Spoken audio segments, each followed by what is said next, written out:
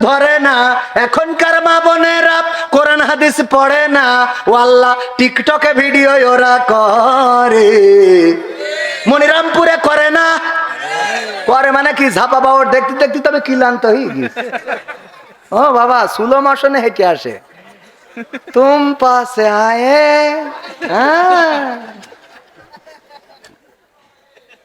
আছে না নাই সব হিরো, দাঁতের সাইজ উপর দিকে চলে গেছে।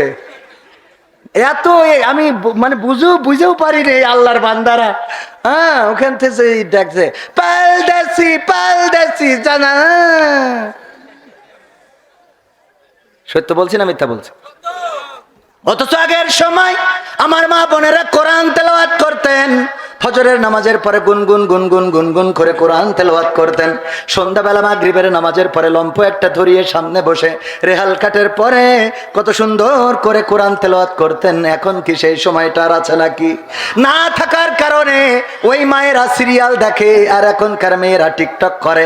আর এই মারা যখন সন্তান জন্মগ্রহণ করবে, ও এই যে দুনিয়ায় আসার পরে ও আগে যে কান্নাকাটি করে, কয় উয়া উয়া উয়া উয়া, ওই উয়া উয়া করবে না, কবে ফোন কই ফোন কই ফোন কই ফোন কই। ওই এসে পর বলবো মোবাইল কই। ঠিক বলছে না ভাই? ঠিক বলছে।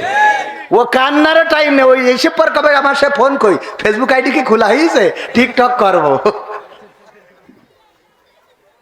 কারণ সেই জেনারেশন আসতেছে। এখন তো বাচ্চাদের ফোন সামনে না ধরলে ভাতই খায় না। ভাত ফোন আগে দিতে হবে, ফোন না হলে ভাত খাবে না। কারণ কি? কারণ আগে আলিফ লাইলা না দেখতে দিলে আপনি ভাত খাননি। আপনি যেরাম আলিফ লাইলা না দেখলে দিলে ভাত খাননি, ছেলে ওইরাম হাইস ফোন না হলে ভাত খায় না। আর ওর ছেলে হবে ফোন না, ডাইরেক্ট সামনে মেয়ে মানুষ বসাই দিতে হবে, তা নাহলে ভাত খাবে না। এর থেকে উপায় কি? এর থেকে উপায় হলো